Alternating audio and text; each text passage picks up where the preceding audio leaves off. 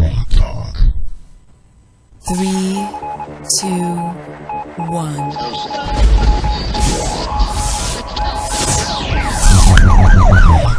We'd like to welcome you to another edition of GrokTALK, brought to you by New Hampshire's leading conservative blog site, GrokTALK.com. We are your feared, extremist, right-wing, hard-charging, gun-toting, opinionated, outspoken, rabble-rousing, letter-writing, radio, microphone stomping conservatives and rational libertarians. So get ready for more news and opinion you could only get from GrokTALK.com. GrokTALK.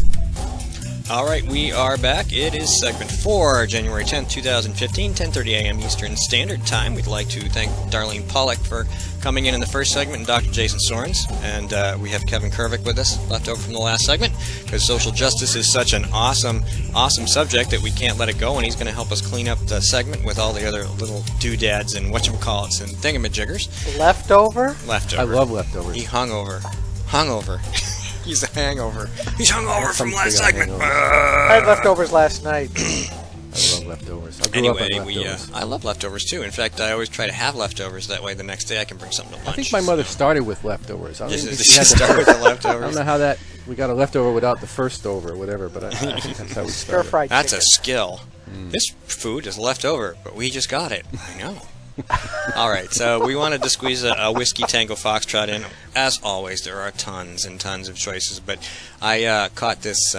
Drew Klein had a editorial in the Union Leader this week, and he pointed out something which should seem obvious to anybody who's paying attention. The New Hampshire Department of Safety has a mobile app that you can get on your smartphone that'll give you alerts, weather alerts, snow alerts, emergency alerts, things like that. So if you're in your car, you get an alert, you'll know how to go around traffic accidents, or if there's bad weather up ahead, kind of like what happened the other week when all those cars got in an accident because nobody knew that a squall had come through and the roads were a mess. Well, apparently they forgot to mention, although Drew did, that thanks to some legislation from the New Hampshire House last year that was Democrat-run, that the rhinos in the state Senate just kind of pushed through, and coming July 1st, you won't be able to use that app in your car because it'll be illegal. Wonderful. Isn't that nice? Wonderful. That's government at work, ladies and Well, gentlemen. your passenger can. Yeah, but how many of us I wonder are if they'll outlaw Google Maps, which is a navigation tool that just happens to show traffic HB conditions. 103? 103 goes even further, that it disables any cell phone when it's going faster than 5 miles an hour from doing texts or emails. It's like, okay, what cell phone company is going to do that just for little old New Hampshire? And this would be will in-car, be cell phone less. in-car systems and handheld. So you think some cash might have exchanged hands? somewhere maybe, along you the know, line? this is one of those, they say, and it was a Republican, right? Yeah, Not Jay a great Belanger. Republican, Jim but a Belanger. Republican who proposed it and said it was because of a constituent who suggested it. And I've said this many, many years, because a lot of our legislators will use that excuse. They'll submit an LSR because somebody came up to them and said, hey, I think supermarket carts shouldn't have little wobbly wheels, you know? And I'm like, this is when your job as a legislator is to educate your constituent on the role of government, okay? That's your job. You're not just there to get elected. You're not there just to tell them how government's going to do it, nor use one constituent out of 15,000 as a fig leaf. Or 3,000 in this case for the New Hampshire House. For your own statist tendencies. Or the whole large Hollis Brookline district, of which he's one of the members, is about 15,000 people. My question is, in order to be able to do that, Steve, do you really think that most of these House reps, because that's who we're picking on, why not? It's an apt target. Do they really understand what the proper role of government is in the first place? I've got a whole page of what people say the proper role of government is. The entire right-wing improper. blogosphere exists because of that problem. Yeah. The role of government is to transfer cash from some people to other people. Isn't that what That's it is? correct. And It's a legislate behavior. money laundering system to transfer cash. Well, in essence, you're right, Kevin. That's what government, at least at the federal level, has become. It is nothing more than a transfer of wealth mechanism. A vehicle. We spend over $1 trillion, I think it's $1.3 trillion last year, to take from the haves to give it to the have-nots. Now, I don't care what the reasoning is behind it. I don't care whether it's justifiable. I don't want to hear the argument, well, I worked for years about this and it's in my lockbox. Well, then you don't know what government has done in your name because it never existed. And no, the government should never have been in the idea or the the business of doing charity in the first place. That's the first problem. And the that's founders spoke out about that vehemently. But Yeah. we haven't had a practitioner of less government, really less government, since Calvin Coolidge.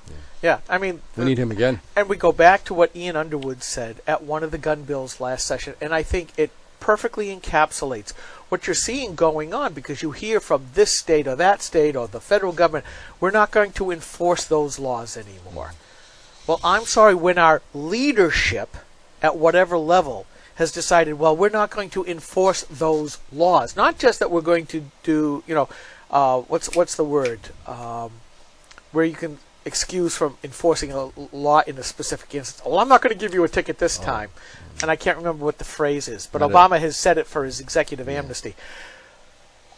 When the leadership of the country says, we're not going to enforce these laws, then you wonder why Nullify. people... Nullify? No, not nullify. Oh. Discretion. Oh, discretion, yeah. Enforcement discretion or something like that. Then the regular people like us start to say, well, if you're going to do that, why should we not be able to pick our own? After all, you guys work for us. And Ian Underwood said it perfectly, where they were going to try to pass a gun law. And he said, look, why should we obey your laws when here in the Constitution, basically in the New Hampshire Constitution, but the U.S. Constitution, it says this: if you guys aren't going to obey and stay within the bounds of our most fundamental law, why should we obey your laws? And I guess they couldn't argue that point. So when you see it coming from the bottom up and you see it from the top down, then we're getting into that nebulous idea of social justice, once again, is anything that you want, and if it's government supposed to take from these to give to those, ta-da! Yeah, and they would abolish the Constitution. Well, most Oh, of these in a progressives, heartbeat. They think it's just an outdated. They would abolish it. And I actually was at a conference in St. Jude, and two people were saying that we just need to abolish this and start over again. And it needs to include, positive values. Stalin would agree. Yeah. Exactly. Well, that's Yeah. what FDR's Second Bill of Rights were. That's what Right. Obama has railed against. Yeah. The founders said negative rights, what government cannot do to you, like you cannot suppress speech, cannot suppress the freedom of expression of religion. Right. It's not supposed to infringe on our... It was supposed to be a limiting factor for a government. Right. FDR's Second Bill of Rights, you should have the right to a job. Farmers should have a right to marketplaces. You should have good housing. Yada yada yada yada. Yeah. All of these things were socialist ideas at the time. These are wants, not needs, and not only that, they are Rights. essentially they are not rights. They are effectively gifts from government created out of whole cloth at the expense of the productive class. Yeah. And the lineage runs directly from Woodrow Wilson through FDR through Obama, not forgetting LBJ in the middle and those niggers voting for him for 200 years. He's losing that, by the way. I'm going to get more emails. No. That is a direct quote from FDR himself, who Yes. was a very colorful and very vulgar campaigner. As was Johnson. As was Johnson. Well, that's why I said LBJ. Sorry, LBJ. Yeah, not FDR. John. LBJ. Yeah. Yeah, who Was a racist. who was a racist. Yeah. So was Wilson. And basically said the Great Society was going to have the black vote locked up for 200 years. what it was all but about. he didn't put it that way. He put it in the colorful language I just used. That's a quote from LBJ Right. himself. Thank you. And the critical thinker is allowed to quote what people actually say, right? Yeah, and so that's coming unglued, by the way, because the Democrat dream is coming unglued. Well, Right. it does go back to one of the pillars of progressivism is that freedom really isn't freedom until you are free from need. Right. And that's where it all stems from. It goes back to Marx. Right. Each according to their need. Right. And the progressives exploited that. They exploited Norman Rockwell to depict these kinds of things, positive rights, right? So they've Well, it always goes exploited back, that. but they never talk. They always say, "Well, we have to give freedom, make sure that freedom is there for this group of people," but they never talk about the problem in that they have to take away freedom from others. They have to violate the right to private property from others. They have to violate the rule of law for others, or rewrite the law to make it look like it. I mean, again, we're coming back to the ethics, coming back to the morality. if I can't do something on the street, like say, I'm going to take your wallet, I'm now a criminal. Why is government the same? And I know progressives and Democrats and those on the left are going, oh, such a horrible example. But when you get down to brass tacks, It's legal plunder. There's no difference. it's legal plunder. Dan Itzy is. I mean, we agree to give some of our labor for some shared interests, maybe a road, maybe a police officer, maybe a fire department. That So, system actually was a pretty good use of government, actually, to yeah, let people yeah. know when there might be an accident ahead or something yeah, like so that. so Yeah. let's look at exactly what you just said in terms of agreeing to give some of our hard-earned cash. You know, we basically agree to give the federal government very little. They have one job to do well, which is to negotiate us out of wars and to fight those wars when they have to. That and prevent the states from fighting amongst each other and attempting to tax each other, Department of Commerce. They don't have much else to do, and they really shouldn't. And at the local level, we agree to fund police stations, fire stations, schools, and so on. And at the state level, what minimal bureaucracy we, as the people of the state, agree to have in our particular 1 out of 50 laboratory of democracy. To keep the towns from fighting or the counties from fighting or whatever. It's just like the federal government's supposed to keep the states from fighting. I did want to add, I'm sorry to interject this, Tom sent me an email from the convention. He says the First Amendment failed. The Second Amendment was so pooped that Gould withdrew it. Yes! And they were debating the Third Amendment at whatever time this was, 9:34. So the first two amendments failed. Yay. Okay, the second one was Second about was the withdrew. delegates. Right. The second one was. What was the first one again? I think I even posted. That was I the can't one. remember. Was that no? The third one. Oh, that's the chair getting a cut of the money raised. I think. Yeah, I thought that was a good idea. I think it was worded badly, though. I think that people had problems with the wording of that amendment, but I've argued that the chair should get paid. Well, certainly travel expenses should be paid. They I should don't have get a some problem. money for the job, and then they'd maybe actually spend some more time doing it. You know. Anyway, so I'm sorry to interrupt that great discussion, but I wanted to get that out in case we didn't have time, because I knew that we would just keep going, and I'd never fit We it in. always do. We could be here all day and not run out of material. No, that's true. That's true. Yeah. My wife, the most esteemed wife, TMEW on the blog site, would never allow me to. Well, she might, but like any decision, there'd be a consequence. And that's the other thing about progressives. They want to mitigate all bad decisions. Right. There should be no bad consequences. Protect people from their Yes, decisions. as we talked about earlier today, Obama with his line about, I would not want to punish my daughters with a baby. You know, Yeah, I heard I'm that. sorry. Sometimes bad decisions, you don't learn from bad decisions unless there is a bad outcome.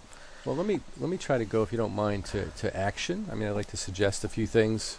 Please. We're good at talking, and the left is great at doing stuff. I mean, they just act, right? And I don't, frankly, see why conservatives or libertarians would be sending their kids to schools like Southern New Hampshire University that are clearly propagandizing and espousing values that are opposed to their own values. I look at these students in my class, and a number of them, when they get a hint at all that I'm going to talk about resilience or responsibility or sort of conservative principles, so then they sit up in the back of the class. The young men, especially in the back of the class with their baseball caps on, sitting there, all of a sudden they start looking and listening. And they think, oh, maybe this guy is actually going to listen to us a little bit, or maybe talk about things that we maybe agree with. You should bring us in. Wouldn't that be a blast? Well, you guys should do a class. You guys should do a class, So I think that conservatives around the country... Granite Grok civic classes, what about it? Why not? Held at the gun range. Yeah. If being against the social justice thing doesn't get you canned, that might. Well, for sure. Well, that's already gone. They've Anyway. already kind of moved me out by not offering classes. Mm-hmm. So it's. Let's talk about action, though. I don't want to get too far afield. That's I think important. that we should start a movement that conservatives should stop supporting things that are working against them. So why are we giving money to universities like this that are obviously working against us? Why are we sending our kids to universities like this that are working against us?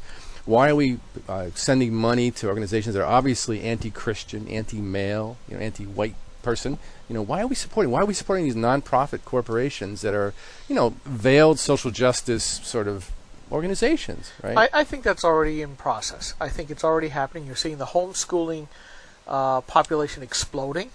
It has always grown in the last 20 years. You're seeing government trying to roll that back by more and more enforcement. And I think that brings up the point. Conservatives tend to act either by themselves or in small groups. The left uses government. The mobs. And the media. Mobs and the media. So it is hard to break through. But as we talked about earlier, 2/3 of the state legislatures are now Republican.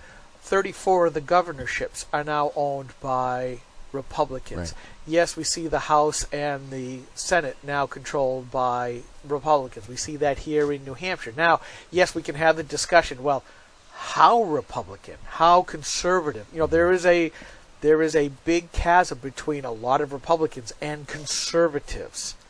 And what they're missing is that conservatives, by and large, came out and voted them in because, notwithstanding how much the party has ticked them off, especially in the 2012 presidential, they still can't stand Obama's agenda and the liberal agenda, and they want it stopped.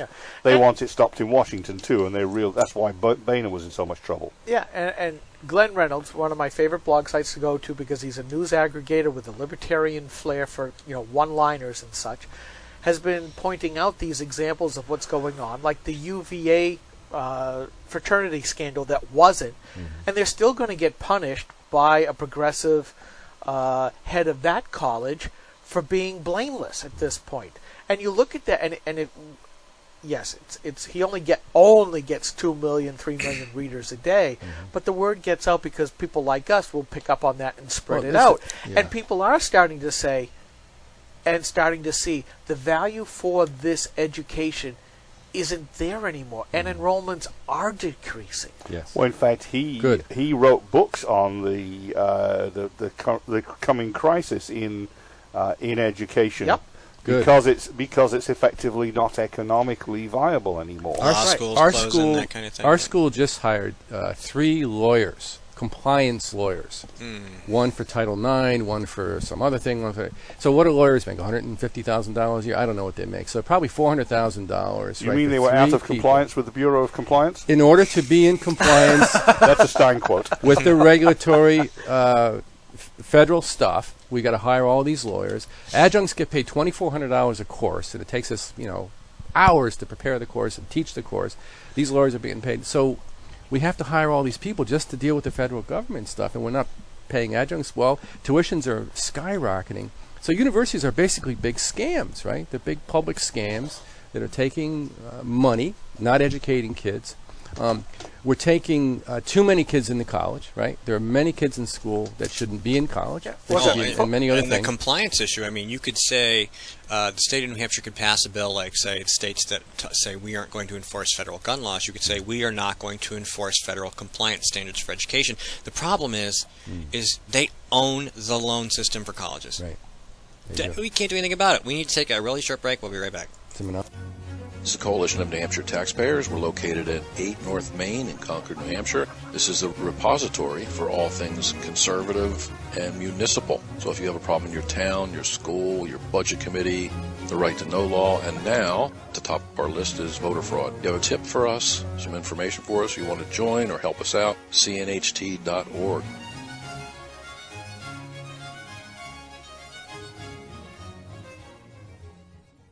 Hi, this is Rich Gerard, host of Gerard at Large in the Morning, the Manchester area's only locally owned, locally operated, focused, and interested, riveting radio show, heard live every Monday through Friday from 6 to 9 on 90.7 FM WLMW New Hampshire Family Radio, and available 24/7 live or archived at GerardAtLarge.com. Be sure to tune in.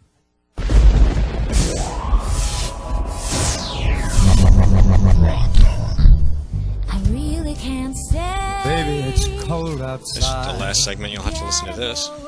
Baby, Oh, it's please. cold outside. It's a good song, though. Anyway, You dropped in. now that I've stalled the conversation, Yep. Mike wanted to interject something Sure. in a different direction. In a totally different direction. My squirrel flew off the other side, yeah. So there are 2 things going on this week. Over at American Thinker, there was a piece on what happens to the Republican prospects if people like Palin, Levin, and maybe even Limbaugh say, you know what, the party isn't worth it anymore. Levin's pretty much said it. Limbaugh's trying very, very hard not to say it.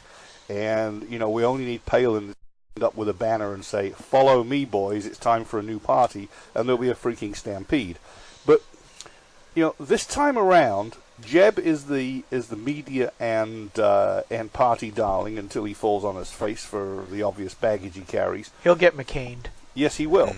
And Romney's been out. Romney's been out there up until now, professing he wasn't going to do it and getting amazing ratings because, as I call him, Romney Unplugged has been appearing everywhere and actually doing a pretty good job of presenting himself. And I actually say this, we argued against Romney's lack of conservatism early on, but Romney as an early campaigner in 2011 and 12 was extremely effective until the party tentacles got into him.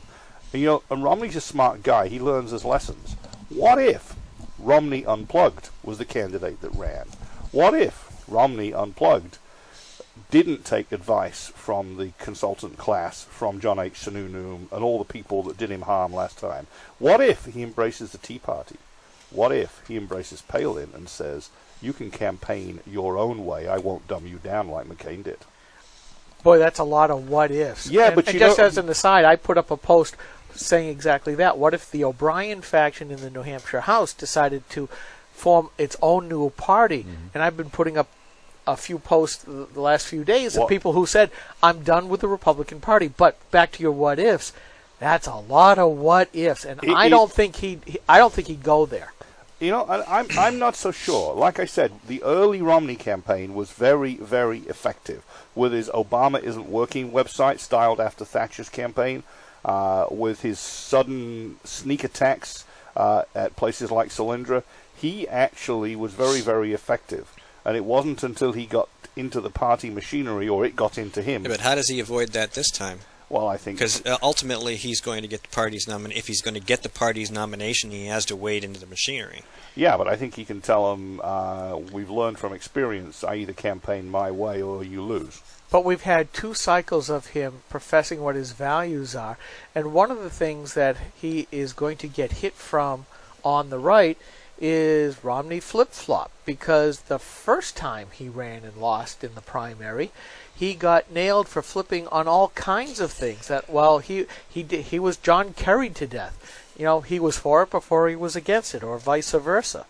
I mean, a lot of people on the right, and as we saw here in New Hampshire, if you tick off the conservatives, you will lose. And we saw that at the top of the ticket, and yes, in a very informal campaign, I think Granite Grok was one of the louder speakers of that. Certainly I was. And early on I was as well. Yeah. But I watched Romney and some of his campaigning, and I still thought he was an effective campaigner. The problem was that not only did the party consultants dumb him down after that first debate, but more importantly, and another Sununu disaster, as you wrote, Steve.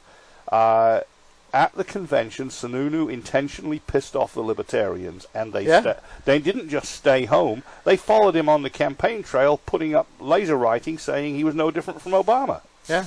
Well, here in New Hampshire, again, I hate to be the broken record if people understand what vinyl records are. New Hampshire State Senate Republicans. Whose agenda did they push near the end of the session? Not a dime's worth of difference. Got proven real true right then and there with Medicaid expansion. And Jeannie Forrester, whom I have not talked about very much lately, probably will be talking about a lot more. Yeah. Tried to say at the Belknap County Republican meeting this past Wednesday, trying to distance the Senate Republican plan from Obamacare's Medicaid expansion plan. Just ask yourself, would they have done that if the Obamacare Medicaid plan money hadn't been available? You're darn tootin', because she made it a big point. Well, if the feds don't ante up, this plan goes on to defeat. I really never got an answer to the question of, are you guys really going to sunset it? And she would say, well, only the law says right now. No, it's not what the law says right now. What are you going to do in the future? I didn't follow up. Much to my dismay, I didn't. I was trying to be good.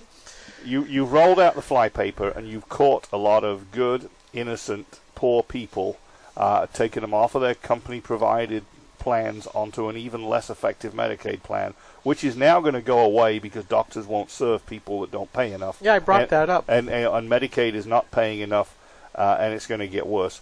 And eventually the money from the feds goes away. You know, having suckered people onto it, are they going to have the balls to stand up and say, you know what, we screwed up. We're going to drop you off it again. Go get your own. No, because as we learned a while ago, a politician's first job is their own re-election. Period. There are very few people who say, I will stand on principles come what may. End of story. Which is why we have those leadership classes, which I think Susan and JR are promoting. Oh, sorry. That was not supposed to be Beep. said. Yep. All right.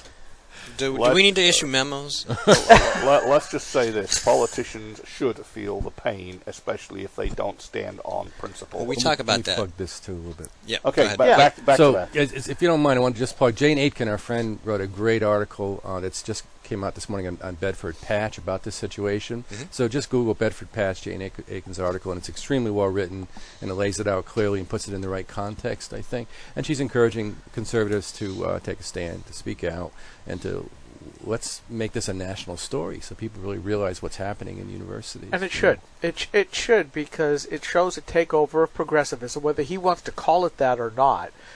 You know, oftentimes people in the progressive movement, you know, on a scale of 1 to 10, where we're probably a 12 on the conservative side, he may be a 3, 4, or 5, maybe on the progressive side. They don't understand. They see themselves as being directly in the middle.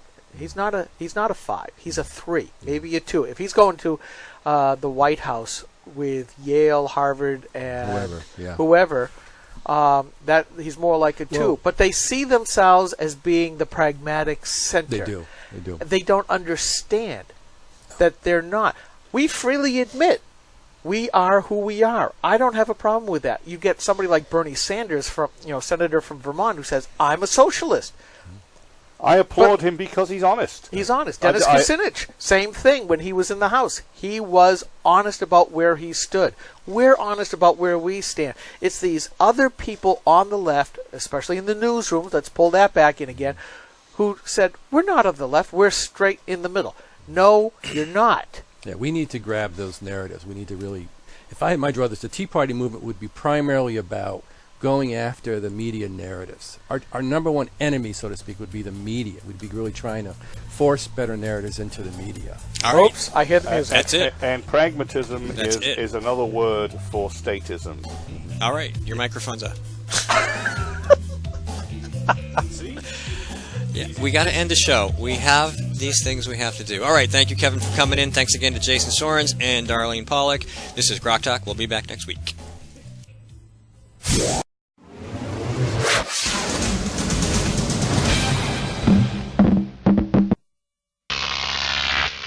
GrokTALK.